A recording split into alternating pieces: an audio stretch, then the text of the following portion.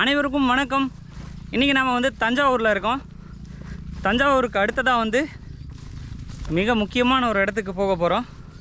அந்த இடம் தஞ்சாவூர்லேருந்து 120 கிலோமீட்டர் தொலைவில் இருக்குது. கோடியக்கரை. அந்த அருமையான கோடியக்கரைக்கு நம்ம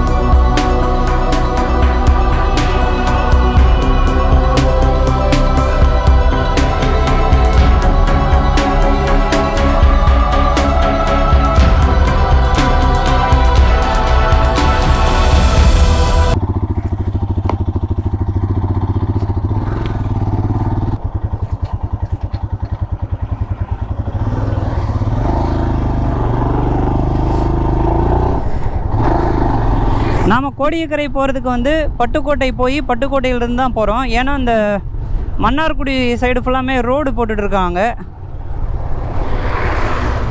அதனால் அங்கெல்லாம் வந்து ஒரே டிராஃபிக்காக இருக்குது. இந்த சைடெல்லாம் வந்து கல்யாணம் மிக பிரம்மாண்டமாக பண்ணுவாங்க போல். நான் ஏதோ சினிமா போஸ்டரோன்னு நினச்சேன். இங்கே பார்த்தீங்களா, அங்கெல்லாம் ரொம்ப டிசைனாக இருந்தது.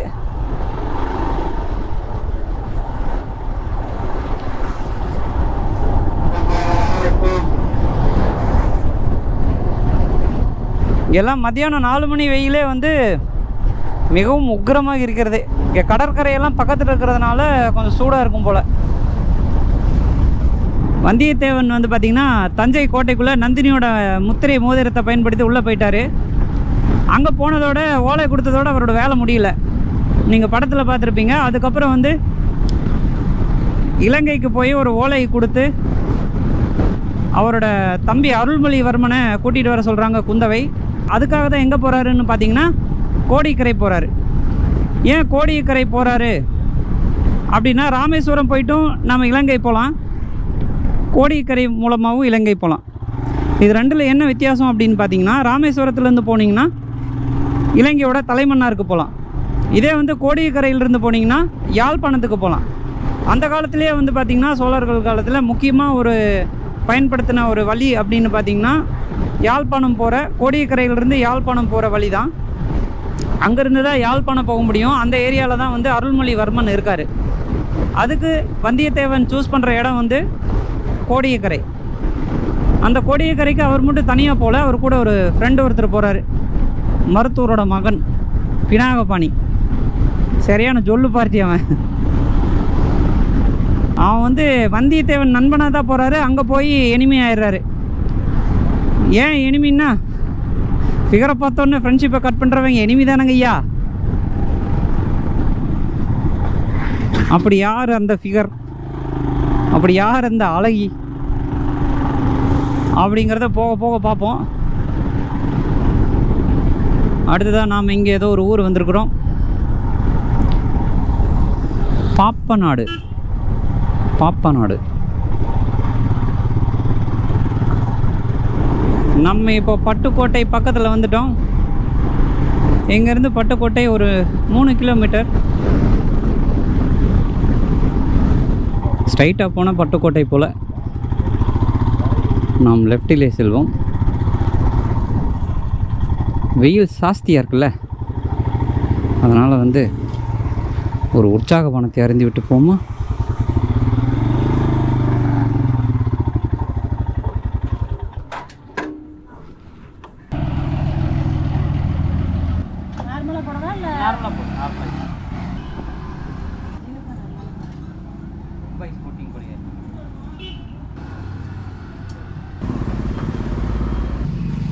பயணத்துக்கு ஆரம்பிப்போம். பாருங்க, கோடியக்கரை போகிறதுக்கு முன்னாடி வேதாரண்யம் தாண்டி தான் கோடியக்கரையாமா. எனக்கு எப்படி தெரியும் அப்படின்னு பார்த்தீங்கன்னா இங்கே மேப்பில் அப்படி தான் போட்டிருக்கு. திருத்துறைப்பூண்டி, அதுவும் இந்த வழி தானா?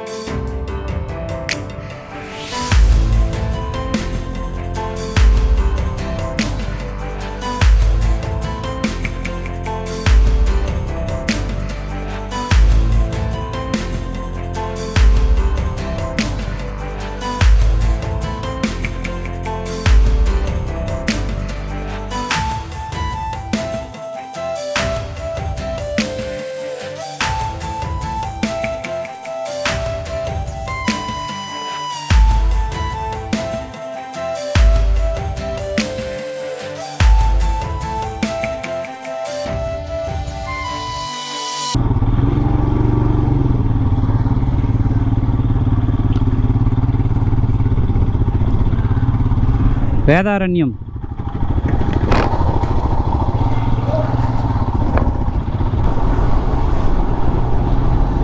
வேதாரண்யத்தை தாண்டிட்டோம். வேதாரண்யத்திலிருந்து கரெக்டாக 11 கிலோமீட்டர் இருக்குது நமது கோடியக்கரை டெஸ்டினேஷன். வேதாரண்யம்னாலே நமக்கு எல்லாத்துக்கும் ஞாபகம் வர்றது உப்பு. பண்டைய காலத்துலேருந்தே இந்த உப்பு வந்து மிக முக்கியமான ஒரு பொறுப்பில் இருந்திருக்கு. அந்த காலத்தில் வந்து பண்ட பரிமாற்ற முறை இருந்தது இல்லைங்களா? அந்த டைமில் வந்து எல்லாருக்கும் கூலியாக வந்து உப்பு தான் கொடுத்துருக்குறாங்க. உப்பளம் அப்படிங்கிற பேர் தான் கொஞ்ச நாளில் மருவி சம்பளம் அப்படின்னு ஆயிருக்கு. அதனால தான் முதலாக நம்ம சம்பளம் வாங்குறப்போ சம்பளம் வாங்கின காசில் உப்பு வாங்கி வைக்க சொல்லுவாங்க.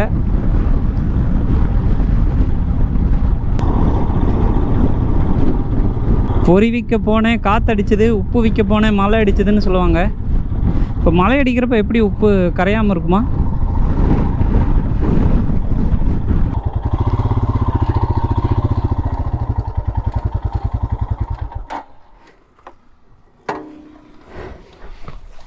ஓ,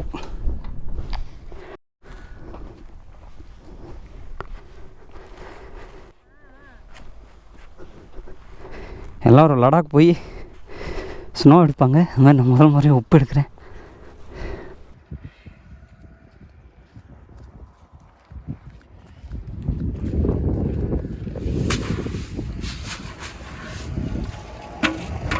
அண்ணா உங்கள் பேர் என்ன? பாலசம். இது வந்து ஒரு நாளைக்கு எவ்வளோ நேரம் வேலை செய்வீங்க? மழை வந்ததுன்னா கரைஞ்சிருமா? ஓ, இதுக்கப்புறம் என்ன பண்ணுவாங்க? சாப்பாடு இதுக்கு போய் ப்ராசஸ் எல்லாம் பண்ணுவாங்களா மெஷின்லலாம்? அதுக்காக இருக்குது, அதனால் வந்து தென்னை மரத்துக்கு இல்லை மீனுக்கு இது தான் போகும். ஓ, இப்போ நாங்கள் சாப்பிட்ற உப்பெல்லாம் இதில் ஒழிச்சு வச்சுருக்கீங்களா? மழை வந்தாலும் ஒன்றாகாது. சரி சரி.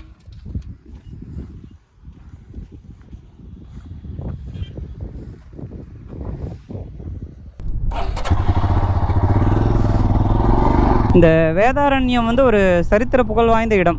காந்தியடிகள் தண்டியில் உப்பு சத்தியாகிரகம் பண்ணுறப்போ வந்து நம்ம தமிழ்நாட்டில் இருக்கிற சுதந்திர போராட்ட தியாகிகள் வந்து இந்த வேதாரண்யத்தில் உப்பு சத்தியாகிரகம் பண்ணாங்க. அப்படி ஒரு சிறப்பு வாய்ந்த ஊர் இந்த ஊர்.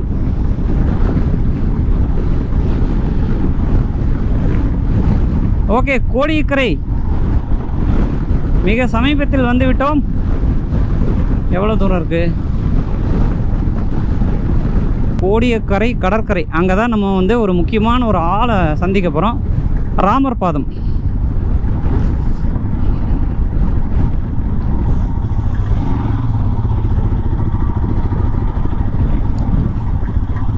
இங்கே தான் வந்து ஒரு ராமர் பாதம் இருக்குது. இந்த கோடியக்கரை, இந்த பொன்னியின் செல்வன் இந்த காலகட்டமெல்லாம் வந்து பார்த்திங்கன்னா ராமர் காலத்துக்கு முன்னாடி உள்ளது. இவங்க ராமர் பாதம் செல்லும் வழின்னு போட்டிருக்கு பார்த்தீங்களா? மேலேருந்து எல்லாம் பார்க்குறாங்க. இங்கே தான் ஓகே, என்னமோ சொல்லிட்டு இருந்தேன். 1000 வருஷங்களுக்கு முன்னாடி பெண்கள் எந்த அளவுக்கு வீரமாகவும் நெஞ்சுரமிக்க தைரியமான பெண்களாகவும் விளங்கினாங்க அப்படிங்கிறதுக்கு எடுத்துக்காட்டான பொண்ணு ஒருத்தங்க இருக்காங்க இங்கே. அவங்க பேர் தான் த கிரேட் பூங்குழலி. அந்த பூங்குழலியை சந்திக்க தான் நம்ம போயிட்டுருக்கோம்.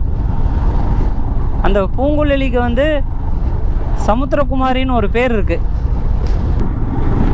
ஓ, குரங்கு தன் அட்டகாசத்தை காமித்து கொண்டு இருக்கிறது. அக்கா விடுங்க, கடிச்சிடும். ஏய், கடிக்காதீங்கடா.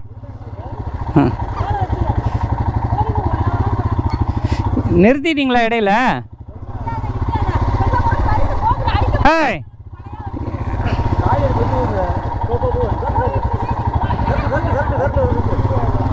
ஏன்டா இப்படி பண்ணுறீங்க? நாம் கோடியக்கரை வந்து விட்டோம். எஸ், கோடியக்கரை என்னதான் வந்து மிகப்பெரிய சரித்திர புகழ் வாய்ந்த இடமா இருந்தாலும் இப்போ வந்து ரொம்ப சின்ன ஊராக இருக்குது.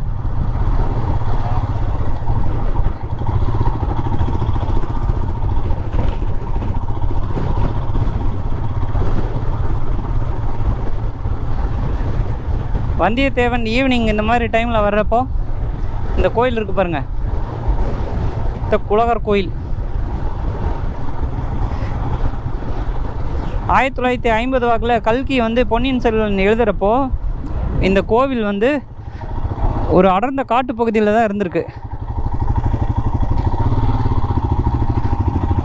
இந்த கோவில் வந்து ஒரு அடர்ந்த காட்டு பகுதியில் தான் இந்த குலகர் கோயில் அமைஞ்சிருக்கு. இப்போ பார்த்தீங்கன்னா சுற்றி கொஞ்சம் ஊர் மாதிரி ஆயிருக்கு.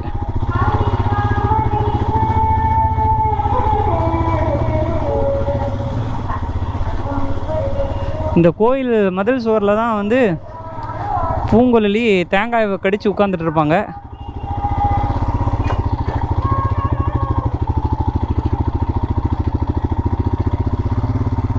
கோயில் நல்லா பார்த்துட்டிங்களா?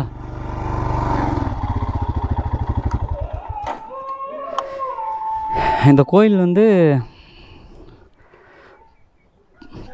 1000 வருஷத்துக்கு முன்னாடியான கோயில் இது. இங்கே தான் ஒரு கோயில் மதில் சுவரில் பூசாரிக்கிட்ட வந்து தேங்காய் பழம்லாம் வாங்கி அங்கே கடித்து சாப்பிட்டு இருந்துருக்காங்க. அந்த டைமில் ஒரு ஆந்த மாதிரி மூஞ்சை வச்சுட்டு ஒருத்தர் இந்த பக்கம் போயிருக்கிறாரு. பார்த்தோன்னா உங்களுக்கு ஒரே பயம், பயந்தடிச்சு ஒரே ஓட்டம், இங்கே நிற்கவே இல்லை. அப்படியே கிளம்பி போயிட்டாங்க. அந்த ஆளும் வந்து விடுற மாதிரி இல்லை. அப்புறம் ஏன் ஓடினாங்கன்னா அதான் சொன்னேன் இல்லைங்களா, ஒரு அந்த மாதிரி மூஞ்சி வச்சுட்டு ஒருத்தர் அப்படியே பார்த்தோன்னே பயந்துட்டு ஓட்டாங்க. அந்த ஆளும் விடுற மாதிரி இல்லை. அடே, பொண்ணு வேறு செம ஃபிகராக இருக்கே அப்படின்னு சொல்லிட்டு துரத்திட்டே போகிறாரு. இப்போ தான் இப்படி இருக்குது. அதுக்கு முன்னாடி வந்து இந்த காடு தானே அப்படியே. அதுவும் இல்லாமல் இங்கெல்லாம் நிறைய புதைக்குழிகள் மாதிரியெல்லாம் நிறைய புதைக்குழிகள் எல்லாம் இருக்குமாம்மா. அப்படியே ஓடுறாங்க ஃபுல்லாக ஓடிட்டே போகிறாங்க. ஓடிட்டு போயிட்டு டக்குன்னு வந்து இந்த ஆள் என்ன பண்ணுறாரு, பெரிய புதைக்குழியில் விழுந்துருவாங்க. அந்த புதைக்குழியில் விழுந்ததுக்கப்புறம் சரி, கடைசியில் வந்து காப்பாற்றுறது யாருன்னா பூங்குழலி தான். அந்த ஆந்த மூஞ்சா இருக்கிறவர் வேறு யாரும் இல்லை, நம்ம வந்தியத்தேவன் தான், வல்லவரையன் வந்தியத்தேவன். அதுக்கப்புறம் என்ன நடக்குது அப்படின்னா, பேர் தான் வந்து நமக்கு பூங்குழலி, ஆனால் அவங்க கரமெல்லாம் வந்து பார்த்திங்கன்னா இரும்பு மாதிரி இருக்கும். அது எப்படி சொல்கிறது அப்படின்னா, ஒரு டைம் வந்து வந்தியத்தேவன் ஓலையை கொடுக்க போயிட்டு அபாயம் அபாயம்ன்ட்டு உடனே அபயம்னு அப்படியே மாற்றிடுவான். டக்குன்னு எஸ்கேப் ஆக ட்ரை பண்ணும்போது சின்ன பழுவேட்டரையர் அப்படியே கையை பிடிக்கிறாரு. அப்போ வந்து என்னடா இது கையா இல்லை இது இரும்பா அப்படின்னு சொல்லுவான் வந்தியத்தேவன். அங்கே என்ன பிடிச்சதோ அதை விட ஒரு இறுக்கமான பிடி தான் வந்து பூங்குழலி பிடிச்சிருக்கிறாங்க. வந்தியத்தேவனை பிடிச்சி தான் அங்கேருந்து மேலே தூக்கியிருக்கிறாங்க. தூக்கிட்டு நான் வந்து உங்களை எங்கேயோ பார்த்த மாதிரி இருக்கேன், அதாவது நீங்கள் சேந்தன் அமுதனோட மாமா பொண்ணா, இல்லை சேந்தன் அமுதனுக்கு உங்கள் மனசுக்கு இடம் இருக்கா, அப்படி இல்லைன்னா உங்களுக்கு ஒரு அப்ளிகேஷன் போடவா அப்படி இப்படின்னு அப்படியே வந்தியத்தேவன் ஏதோ ஒரு பொண்ணுக்கிட்ட வழிஞ்சா பரவாயில்ல. அங்கே என்னடான்னா கடம்பூர் மாளிகையில் மணிமேகலை, அதுக்கப்புறம் வர்ற வழியில் அரசலாற்றங்கரையில் குந்தவை, அப்புறம் திருப்பி அங்கேருந்து வரப்போ திருவையாறு பக்கத்தில் நந்தினி. இப்போ யாரை பார்த்தாலும் ஒரே ஓவர் எக்ஸைட்மெண்ட் ஆகிடுறாருப்பா. திருப்பி இங்கே வந்தாலும் இதே தான் அப்படின்னொன்னே. இப்போ இப்படியெல்லாம் நம்ம சொல்லும்போது சில பேருக்கு ரொம்ப கோபம் வரும். வந்தியத்தேவனின் காதலிகள் அப்படின்னு சொல்லிட்டு ஒரு 5 லட்சம் ஃபேக் ஐடி இருக்குது ஃபேஸ்புக்கில். அவங்கெல்லாம் சண்டைக்கு வந்துடுவாங்க. அதனால் நம்ம வந்தியத்தேவனை பற்றியெல்லாம் தப்பாக பேசக்கூடாது. வீராதி வீரர், சூராதி சூரர், வானர் குல வீரர், வல்லவரையர் வந்தியத்தேவன் வாழ்க அப்படின்னு சொல்லி இப்படியே திரும்பிடுவான். சரி, இந்த பூங்குழலிக்கு கையில் எப்படி இந்தளவுக்கு இரும்பு மாதிரி பலம் அப்படின்னு பார்த்தீங்கன்னா, அவங்களோட வேலையே என்னென்னா கோடிக்கரையிலேருந்து இலங்கைக்கு வந்து கரெக்டு தானா இதுதான் உண்மை. அவங்களுக்கு இரும்பு மாதிரி கை எப்படி வந்தது அப்படின்னு பார்த்தீங்கன்னா, அவங்களோட முழு நேர வேலையை வந்து அப்படியே ஓடங்கள், இந்த ஓடம் தள்ளுறது தான். இங்கேருந்து வந்து பார்த்திங்கன்னா யாழ்ப்பாணம் பக்கமாக இருக்கு இல்லையா, அங்கே ஓடம் தள்ளிட்டு போகிறது தான் அவங்களோட வேலை. அந்த ஓடம் தள்ளி தள்ளியே வந்து பார்த்திங்கன்னா என்னை மாதிரி கைகளெல்லாம் இரும்பாக இருக்குது அவங்களுக்கு. அந்த பூங்குழலிகிட்ட தான் வந்தியத்தேவன் வந்து உதவி கேட்குறாரு. ஏன்னா வந்து இங்கேருந்து போகணும்னு வச்சுக்கோங்களேன், இவங்களை விட்டால் வேறு ஆள் இல்லை.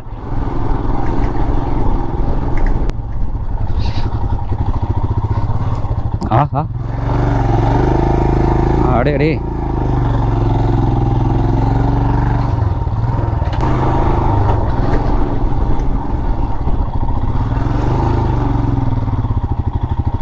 இங்கே தான் நிறைய படகு இருக்குது.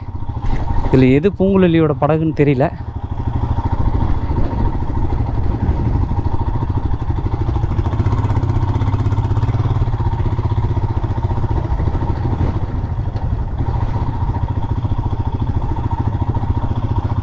அப்படியே எங்கள் அப்பா கோடியக்கரை எப்படி இருக்குது பார்த்தீங்களா?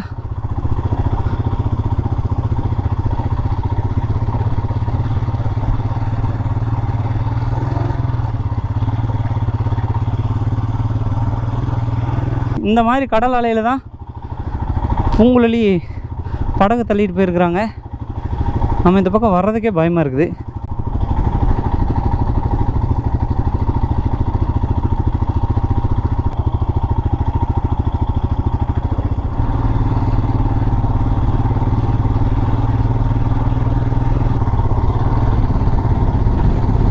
இந்த அண்ணாகிட்ட கேட்பான்.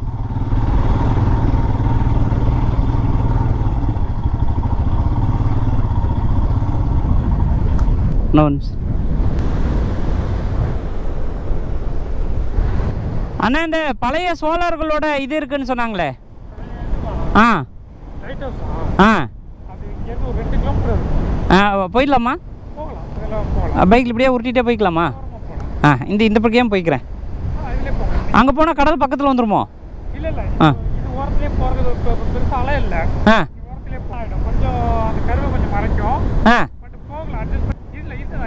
ஆக்சுவலி எப்படி போகணும்னா உள்ளார போகணும், சரிங்களா? அங்கே ஒரு லைட் ஹவுஸ் ரோடு இருக்குது, அந்த அதுக்கு அந்த ஒரு ரோடு இருக்குது. 30 rupees பண்ணி இப்போ ஓப்பனாக தான் இருக்கும். 6 மணி வரைக்கும் ஓப்பன் ஆகும். சரி, ஓகே, தேங்க்ஸ்ண்ணா. சரி, இந்த வழியில் போனால் ரொம்ப நேரம் ஆகுமாம்மா. இதுக்கு வந்து வேற ஒரு வழி இருக்காம்மா, அந்த அண்ணா சொன்னார். எனக்கு வேறு பார்த்தீங்களா தெரியல. அதனால் நம்ம வந்து ஒரிஜினல் வழியில் போயிடலாம். அப்படியே எங்கள் இது நம்ம வந்த வழியில் வந்து எந்த வழியில் வந்தோன்னு பார்த்திங்கன்னா நம்ம வண்டியோட டயர் மார்க் இருக்குது. இதை வச்சே போயிடலாம். 6 மணி வரைக்கும் இருக்குமாம்மா. அதுக்குள்ளே சென்று விடலாம் சீக்கிரம். இது வந்து புதிய கலங்கரை விளக்கம். கடலில் மிதந்து வரும் கப்பல்களை வா வா என்று அழைக்கும் கலங்கரை விளக்கம். சின்ன வயசில் நான் படித்தேன்.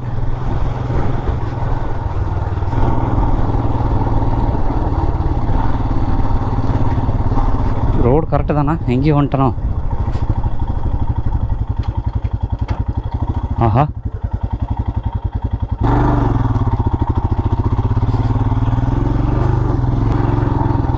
இங்கே ஒரு உயிரியல் பூங்கா இருக்காமா. அந்த வழியில் போனால் ஈஸியாக பார்க்கலாம் அப்படின்னு சொன்னாங்க. ஸோ அங்கே தான் போயிட்டுருக்கோம்.